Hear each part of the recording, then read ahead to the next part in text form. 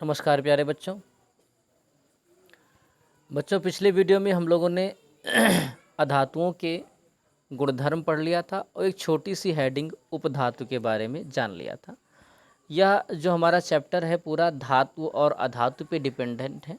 इसमें उपधातु की बहुत चर्चा नहीं की गई है, इसलिए उपधातु का छोटा सा टॉपिक है जो हमने आपको बता दिया था। बेटा, इस वीडियो में हम लोग धातुओं के रासायनिक गुणों के बारे में पढ़ेंगे। तो सबसे पहला जो गुण है धातुओं का वो है धन आयन बनाने की प्रवृत्ति। इसी से हमने लगभग लेसन को स्टार्ट किया था। धातुएं जो हैं वो इलेक्ट्रॉन का दान कर देती हैं और इलेक्ट्रॉन का दान करके अपने ऊपर धन आयन को चढ़ा लेती हैं। जैसे सोडियम, उदाहरण देखिए, ये 281 लिखा हुआ, इसके अंतिम कोश में एक इलेक्ट्रॉन होता है। हमने पहले बता रखा है कि प्रत्येक तत्व जो है अपने अंतिम कोश में अष्टक पूरा रखने का गुण रखता है, यानी कि अपने अंतिम कोश में 8 इलेक्ट्रॉन रखने का गुण रखता है। अगर उसके पास में 7 हैं तो वो एक मांग लेगा।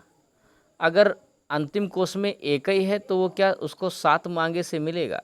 उसको 7 मांगे से नहीं मिलेगा। तब वो क्या करता है, इस इलेक्ट्रॉन का दान कर देता है। ये बाहरी कक्ष का जो एक इलेक्ट्रॉन है इसका दान कर देगा। अब इलेक्ट्रॉन होता है ऋण, और ऋण जब कम होगा तो व्यक्ति क्या हो जाता है, धनवान हो जाता है। जब ऋण कम होगा तो व्यक्ति क्या हो जाएगा, धनवान हो जाएगा। इसीलिए इस पर क्या आ जाता है, धन आ जाता है।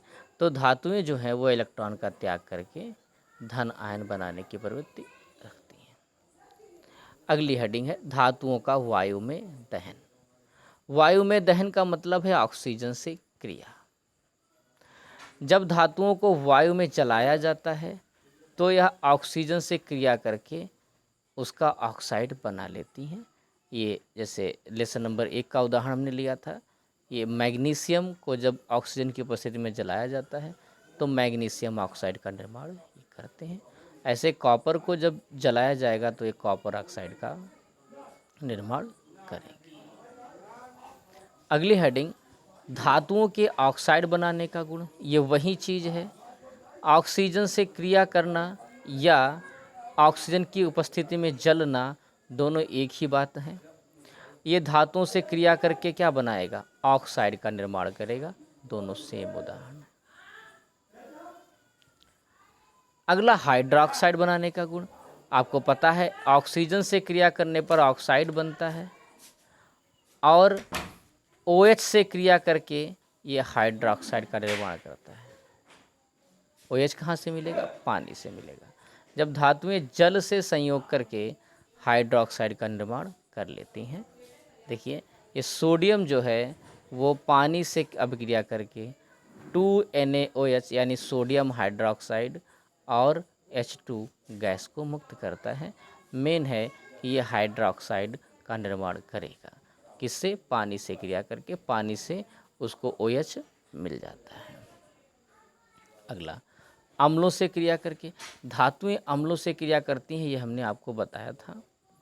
इसीलिए जो है धातुओं के बर्तन में खट्टे अचार को नहीं रखा जाता है, क्योंकि जो खट्टे अचार होते हैं वो अम्लीय स्वभाव के होते हैं। उनको धातु में रखने पर धातु से क्रिया करके हाइड्रोजन गैस का निर्माण कर लेते हैं। AgAUPT यानी आगे आओ पीटी, आगे आओ पीटी को छोड़ करके शेष धातुएं तनु अम्लों से अभिक्रिया करके हाइड्रोजन को विस्थापित कर देती हैं। उदाहरण देखेंगे तो ये मैग्नीशियम है, ये मैग्नीशियम एक धातु है और ये H2SO4 सल्फ्यूरिक अम्ल है। ये आपस में क्रिया करके Mg इसके साथ में चला जाएगा तो MgSO4 मैग्नीशियम सल्फेट का निर्माण कर देगा और ये हाइड्रोजन का निर्माण कर देगा। तो इस प्रकार से अम्लों से क्रिया करके हाइड्रोजन को विस्थापित करते हैं। यही कारण है कि हम लोग अम्ल वगैरह को जो है खट्टे पदार्थों को हम लोग धातुओं के बर्तन में नहीं रखते। अगली हेडिंग है अधातुओं के रासायनिक गुण। जिन पैरामीटर्स पे हम लोगों ने धातुओं को पढ़ा था उन्हीं पैरामीटर्स पे अधातुओं को भी पढ़ लेंगे। धातुओं में ऋण आयन बनाने की प्रवृत्ति थी, तो इसमें धन आयन उल्टा बोल दिया, धातुओं में धन आयन बनाने की प्रवृत्ति होती है, तो अधातुओं में ऋण आयन बनाने की प्रवृत्ति होती है। धातुएं इलेक्ट्रॉन का दान करती हैं, तो ये इलेक्ट्रॉन को ग्रहण करती हैं, इलेक्ट्रॉन को ग्रहण करेंगी और ये कैसे का निर्माण करेंगी, ये ऋण आयन बनाने का प्रवृत्ति रखेंगी। क्लोरीन में जब एक इलेक्ट्रॉन आ जाता है तो क्लोरीन अपने ऊपर ऋण को चढ़ा लेता है, इसे ऋण आयन बनाने की प्रवृत्ति रखते हैं।